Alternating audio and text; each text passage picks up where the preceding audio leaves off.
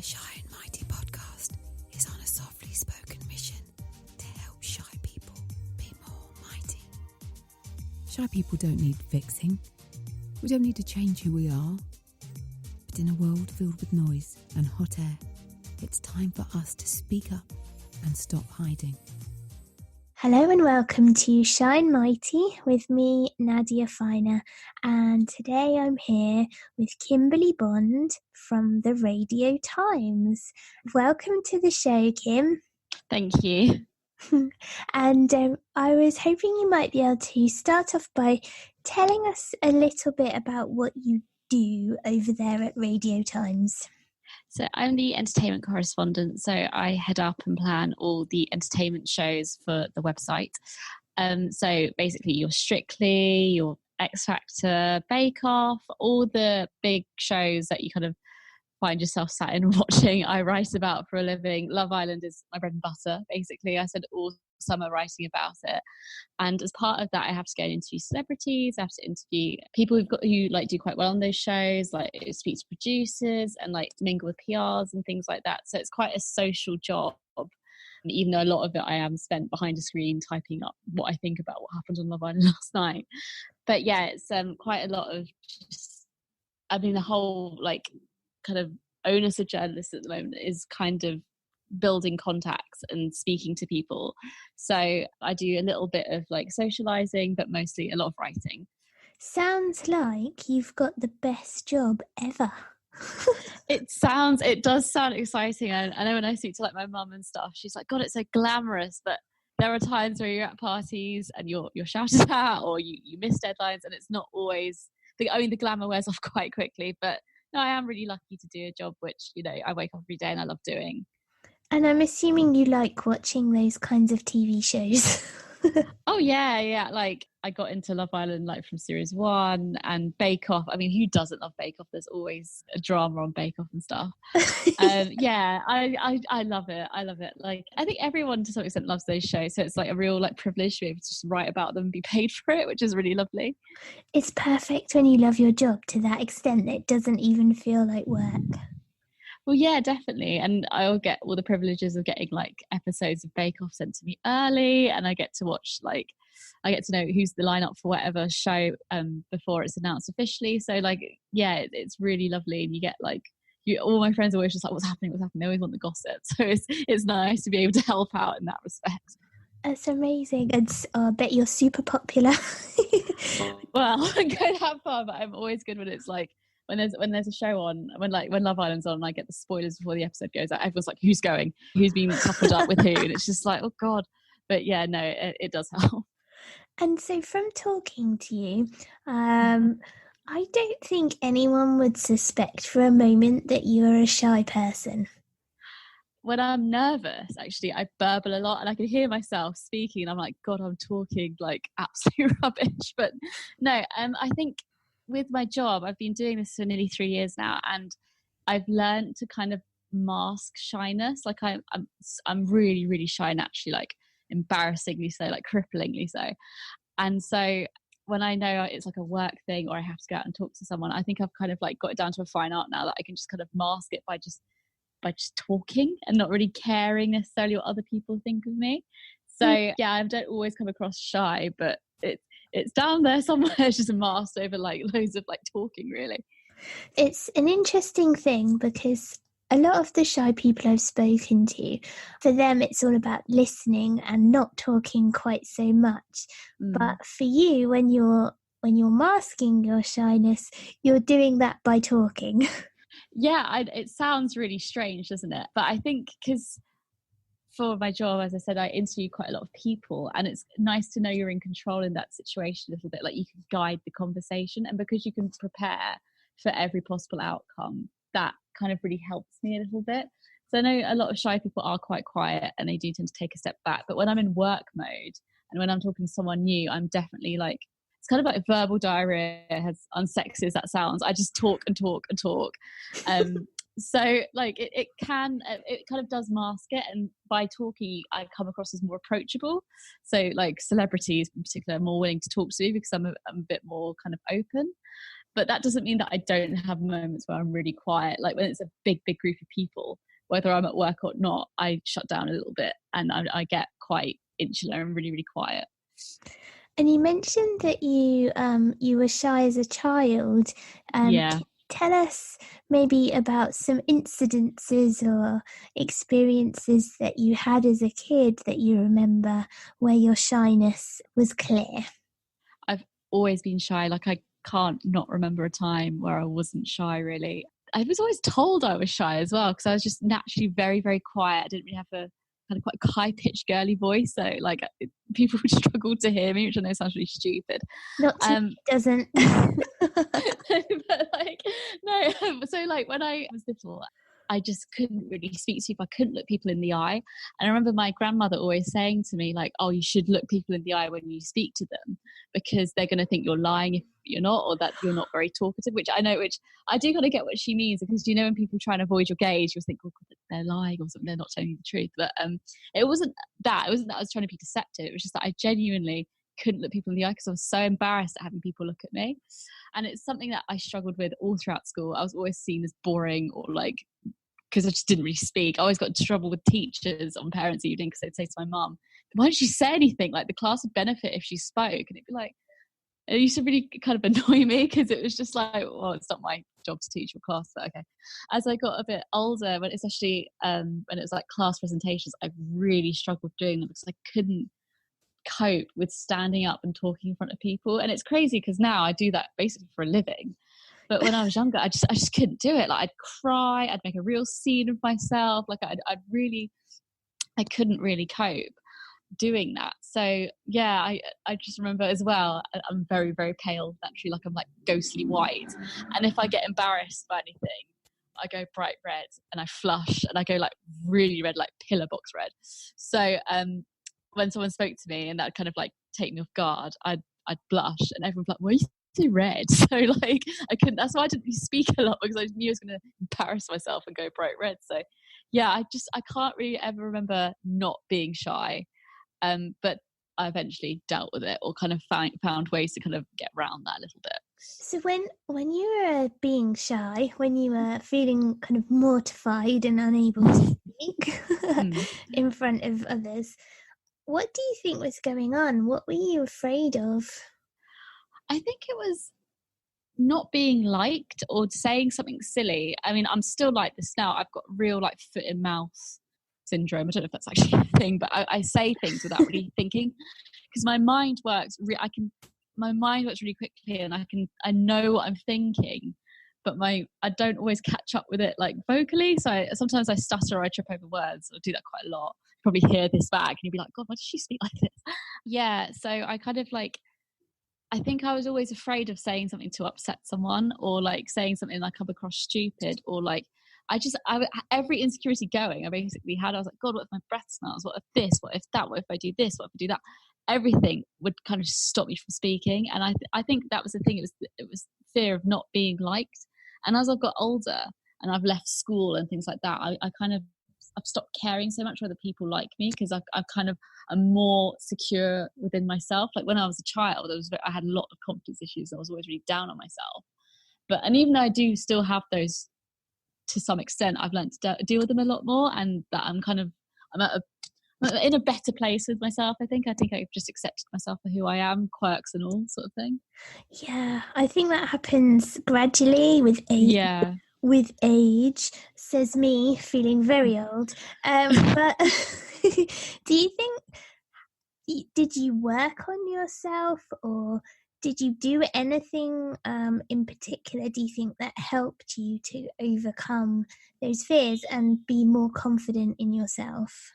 So I had quite a disruptive childhood in terms of I moved school a lot. So I went to a total of 4 different schools. I went to 3 different schools in about 6 years. So from year 7 to 13, I wasn't moving around, but moving schools for numerous reasons. So I was always put in new situations. And in some respects, I had to start from afresh again and make new friends and things like that. So I had to kind of learn to do that. And to do that, I had to overcome shyness. Otherwise, I'd be really lonely and really upset and not really enjoy things. So I was just like, well, I've got to kind of get a grip now, sort of thing. I had to like kind of not care so much of what people thought, and if people didn't like me, just to be like whatever kind of thing. So I think that kind of spurred me on to do things. And I think university in general, because you're put in a brand new situation on your own and you're 18 and you have to face your fears kind of thing, I thought like this is a chance to reinvent myself a bit. So I decided I threw myself into everything. Like I did every society. I tried lots and lots of different things, and some things worked great and some things didn't work so well. But then I thought, at least I've given it a go. And even if I didn't particularly enjoy it, or I found that last hour of that society, that meeting I went to completely mortifying, I kind of rewarded myself for having gone, if that makes sense. Yeah, so taking kind of baby steps. Yeah. Did you surround yourself with kind of confident, loud people, or did you surround yourself with other kind of fellow shy people? It's kind of a mix, really. So when I first started the first of my 3 secondary schools, I fell into quite a nice crowd, and it was quite a diverse group of people where some were really shy and some were quite, extroverted. My second school was much harder because it was private school and it was very, very small. So more of a spotlight was put on each person. So that was really tough because, I stood out a lot for a number of reasons at private school, because the way I looked and like how I sounded and stuff like that. So that was a struggle, but kind of like we're all forced to be friends because there was like 10 of you in a class. So that's how you all kind of got along. And eventually you kind of warmed up to each other, and if that makes sense, like, yeah, because there were so few of you, you got to know each other really quite well. And then sixth form, that's when I got a boyfriend, and like that kind of helped a little bit, and that kind of brought me out my shell a bit. But yeah, I think I feel like my closest friends, a lot of them are quite shy. But I think like my boyfriend at the minute, I was just speaking to him now, and he said that he's really shy, but he works on it by like masking it in the kind of same way that I do. yeah. So I think I've surrounded myself with, to some extent, people who are quite like-minded, that they are shy in new situations, but they've kind of learned to adjust. So I think kind of a bit of both, really.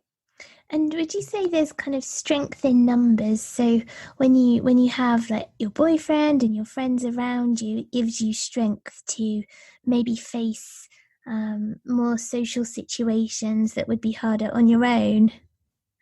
To some extent, yes. So if I had like my boyfriend and like a few friends with me in a brand new experience where I knew no one else, I think that would kind of give me a little bit of strength knowing that they're there. But on the flip side of that, sometimes I feel like I've done better on my own because I'm absolutely forced into doing it. When I went to university, I decided to not go to the same university as my long-term boyfriend at the time, because I wanted to push myself and make my own group of friends and be my own person. I didn't always want to be associated with like that one person, if that made sense. I didn't always want to be my boyfriend's girlfriend. So by doing it alone, I was just like, do you know what? I've really got to try and like push myself. So I feel like if it benefits you by going with the group, it's probably a good place to start. But I feel like if you really, really want to overcome something or kind of like become a little less shy, it's something you have to do on your own. I love your determination and how you kind of take yourself in hand and make a decision to deal with it, and you just kind of crack on. Thank you. It shows, I think, real inner strength and resilience. It's really impressive. So thank you. Good work, becoming shy and mighty. So I'm interested about your work. So How has it affected you at work? Because you've obviously got this very social job where you're going out. I mean, I would literally die of embarrassment going to interview celebrities, and you've got this mask that you've mentioned. So tell me about how you cope with shyness and you continue to kind of progress in your career and be shy and mighty at work. So I've always wanted to be a writer. Like ever since I was a little girl, I've always enjoyed writing. So I was determined to make this happen. I had absolutely no interest in going to celebrity journalism to begin with, because it just didn't really pique my interest really. I wanted to do like lifestyle and write for Cosmo and do that kind of stuff. But then I was just offered an internship kind of when I was straight out of my master's degree, and I was like, well, why not? I'll give it a go. And it was for a showbiz magazine, which is sadly now closed, but I gave it a go and I loved it so much. Like, I loved that kind of excitement of going and doing these things and doing things that no one else ever really got to do, and meeting like famous faces. So what I did to kind of help me cope was, like I said, and like you said, I kind of had a mask. So it was very much, I'd put every scrap of my energy into having like this kind of showbiz persona. So I'd go to these parties and I'd speak to other journalists, I'd speak to like the PRs, and I'd speak to the celebrities. I think what helped me was thinking that these celebrities, they know the game by now. They know that they're going to have to be interviewed. And if they're rude to you, then whatever, they'll never, ever really remember you. And if they're not rude to you, then that's great, you get a story. So I try to think about it in a more optimistic sense. Like, if the worst happens and they refuse to talk to you, then that's just that, whatever. So, yeah, so I think having like starting off in quite a really good, encouraging celebrity magazine really helped me find my feet. I then moved to the Daily Star, which was a lot more intense. Like, you had to get a certain amount of exclusive stories a week. And by doing that, you had to go to parties and try and get interviews. Yeah, it was building upon these baby steps that I set out when I was first an intern. You just going to parties, or like trying to make yourself go, even if nothing happens or you don't get a story, at least you went. It's just trying to familiarize yourself with people. So I always, like, it's now got to the point where if I go to a party, I tend to know at least one other journalist there, so it's someone else I can talk to. But yeah, because I put so much energy into that, at the end of the day, it's so nice to come home and not talk to anyone. So I feel like if you are shy and you are doing a job that is quite social heavy, like mine is, don't feel bad for coming home or not seeing friends after work. Like, if I have a busy week at work, I don't particularly like to see people outside of work until the weekend, because I just feel like I've spent so much of my energy trying to be like, I don't know, very showbiz and razzmatazz. I just want to like be quiet, which I know sounds silly, but yeah, it's a mask. Really, just kind of, it's literally like, that saying, fake it till you make it. It's I faked not being shy until I could basically go to an event and not be shy, if that makes sense.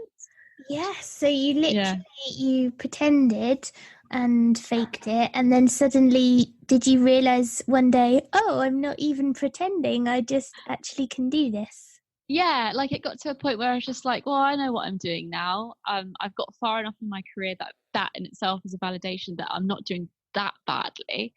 And I felt like I could kind of get by, and I could do it. And because I could look back at the times where I was nervous and like jittery, but I'd still get a really good, interview with a celebrity, I'd be like, oh no, I can do this actually. So it's kind of like that little boost that once you've done it a few times, you know that you can keep doing it. Yes. Okay. So we are faking it till we make it, and then one day we'll just wake up and it'll all be okay, and you won't realize, you won't even have noticed that it changed, and somewhere along the way it did. Yeah. Well, exactly. Like, it like one day I woke up and I went to an event and I just wasn't nervous anymore. Like, I think it just becomes routine and it starts to come naturally, and the more you keep doing it, then the more it becomes routine. And I don't think we should assume that everyone around us just does things with ease. Perhaps we're often consumed by our own nerves and our own shyness, and we forget that maybe other people around us are feeling shy or nervous too. Oh yeah, definitely. Obviously in your work you talk to a lot of celebs. Yeah. Do you ever get the sense that they might be shy as well, or that they even have a mask too? Yeah, definitely. Like, there are some celebs who don't want to speak to me, and I think that's for a number of reasons, not necessarily that they're shy. But I'd say there's lots of celebrities that you go up to and that you can tell that they're kind of embarrassed by the whole fame thing. Like, they're embarrassed that people want to go and take their pictures. I mean, I've never interviewed him or even met him, so this is entirely conjecture on my part, but I always get that sense from Richard Madden a little bit, like that he always seems shy, because he always just seems kind of like, I don't know, he never seems too enthralled by the whole thing. Like, he always seems a little bit on the periphery. I mean, this is totally conjecture. I don't know if that's true. But yeah, definitely there are some celebrities I've interviewed, and I just think that they seem quite, a little bit, not embarrassed, but kind of what's the word? Like, I can't think of the word. I'm a terrible journalist. Just maybe slightly uncomfortable or Yeah. ill at ease, perhaps, with the whole Yeah. thing. I like the idea that maybe for some people, the important thing is the work rather than the fame that goes with it. And when you perhaps love what you do, like the acting or filmmaking or music or whatever it is, you love the work itself, and fame comes with it, and it's almost less of a focus than, you know, in other areas where people are perhaps more about being seen than doing the work. But what I've always learned, like, or what I've seen from the few years I've been doing this, I always think like the bigger the celebrity, the more humble they are. So I've interviewed some real like A-listers, or I've seen them on red carpets and stuff. They've like taken the time to speak to every single journalist, no matter what publication they're from, because they know they're there and they give them the time of day. Like Patrick Stewart was once at an event that I was at, and I didn't even need to speak to him, but he spoke to every single person on that red carpet, and I really respected him for that, because he's a huge star and he didn't have to do that. But on the flip side of that, there's some other celebrities who aren't particularly A-list, they're kind of like reality stars, etc., who are less kind of willing to talk to you, again, not necessarily because they're shy, but for a number of reasons. And I always just feel that like they get a bit big for their boots a little bit. So it is nice when you speak to a celebrity who genuinely loves their craft and is willing to talk to you about it, because their passion for it is just evident.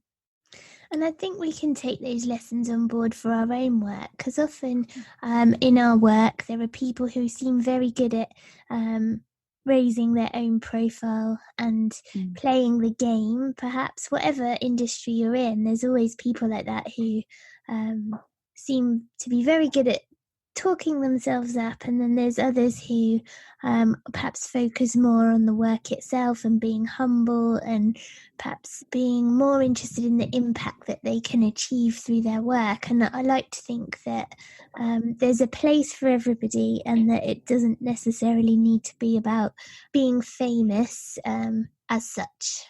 Definitely.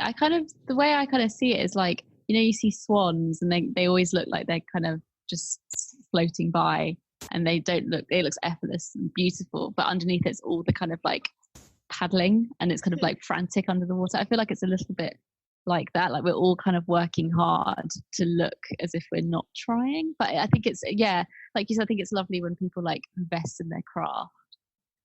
And what about, I guess, this idea of authenticity? So being open about how you feel. You mentioned your mask, but I guess there's probably people who you speak to in your work who are more open about perhaps feeling nervous or feeling slightly uncomfortable, like you say. Like, how does that come across to you as someone who's interviewing them? Journalists are scary. Like I've interviewed lots of people, and they get scared because they know what they're going to say will be in print or will be online, and people can see that and make judgments on that person. So when I've interviewed like people about to go on a reality show, like for example, like people who are about to go on Love Island, they're always a little bit tentative with what they say. So they're very careful, and they're very kind of like, they choose you with their word, and they kind of avoid your gaze a little bit and things like that. Like there's quite common tells that you can tell if someone's being shy or nervous about what they're going to say. But it's, you know, I don't judge them for it. I don't think anyone does. It's perfectly understandable that they will worry about what they say to a national publication. And I think as well, there are other journalists out there who are quite shy, but it's something that you just have to put aside if you want to do well in the career, like, or to kind of pursue the career path. You just need to accept that, yes, you may be shy, and no, you may not be a social butterfly, but as long as you can get a good interview or a good chat with someone, no matter what it's about, or no matter how you really get it, as long as it's by, you know, legit means, obviously. Don't go record someone in a bathroom, don't do that. No, but as long as you get a good chat with good means, no matter what it's about or how you do it necessarily, or how kind of like extroverted you were in the interview, it doesn't really matter. None of that really matters, as long as you can get good lines and write a good story. That's what's important. Yeah, and I think actually one of the skills that shy people often have is the ability to listen. Definitely. So I've been speaking to a number of people, and those skills do really set you up actually in the world of journalism, because although Kim, you are talkative and chatty and you don't seem shy. I reckon that probably part of your shyness means that you're a good observer, you're good at listening and interpreting what people say, and that's what gets you the good stuff. Oh, definitely. Like you said, I can always tell when someone's nervous to speak to me, and it's quite clear when that's the case, because you like, as a shy person myself, it's like a mirror. I recognize the traits I probably do when I'm nervous and shy. So it's something that that kind of helps me guide an interview a little bit. Like if I'm doing a face-to-face interview and someone is clearly uncomfortable about a certain topic, I will change the way I ask the questions in order for me to still get my story, but for them not to be so embarrassed by what I'm talking about. So yeah, it does really help sometimes. And, you know, at the same time, like, it can help you kind of establish a rapport with a celebrity, because you don't push things too far, and you don't, you know, make them feel bad. And because you do that, and because you recognize their shyness, they are more likely to speak to you in the future. So it's good to be able to recognize those traits in someone. And like I said, I don't think I would actually be able to do it so well if I wasn't shy myself. I totally agree. See, it's a superpower. It is in some respect. I know I think I said before in my notes that when you're shy as well and you don't tend to speak a lot. So when I'm at work, when I'm in the office, I tend to be quite quiet because I like to just get on with my work, and I'm not very chatty. I mean, this interview kind of says the opposite, but actually I'm really, really shy and not very chatty in the office. But when I do say something, like, I feel like that's listened to a bit more because I've actually piped up and I felt the need to say something. I think when you kind of save your words a bit, they're a lot more powerful. Yes, exactly. I think that's true. And I think you're going to inspire a lot of people to realise that whatever their career choice, it is possible, and that shyness can be a superpower, and that with a bit of determination and sort of taking yourself in hand, it's possible to overcome the limiting aspects of shyness so that you can get on with progressing your career and becoming shy and mighty. Definitely. Like, I remember when I was younger, a teacher said to me, you'd never make it as a lawyer, because when I was younger I wanted to be a lawyer as well as a journalist, because, you know, I just wanted to be everything. My teacher was just like, it's not going to happen because you're too shy, you wouldn't be able to have an argument with someone. And I kind of want to take me as like a teenager and kind of show her me now, if that makes sense, and just be like, you managed to do it, like you did it, you managed to kind of prove to people who didn't believe you could start a row, basically, that you could actually go and be a journalist and talk to people. It takes time. It won't be something that will happen immediately, especially if you've been like as shy as I was when I was younger. But it's something that I feel like if I can do it, anyone can do it. You just need to really, really invest in changing that about yourself, or at least understanding that about yourself and seeing how you can make things work for you. Yes. Oh, thank you so much, Kim. It's been brilliant talking to you. No worries. It's been so inspiring, and I know you're going to help a lot of people to see that anything is possible, and that, you know, shyness, it can hold us back, but we can also learn ways of working around it. So thanks for coming and talking to me, and I wish you all the best with your career, and next time I read about Love Island, I'll be looking out for you. No worries. Thank you for having me. Oh, thank you. I look forward to talking to you again soon on the next episode of Shy and Mighty. The Shy and Mighty Society is a safe place for shy people to shine. Learn specific techniques to help you improve your confidence and overcome limiting beliefs. Make quiet connections with people just like you. Coaching, support, and encouragement to coax you out of the shadows and help you reach your goals. Head over to shyandmighty.com to find out more.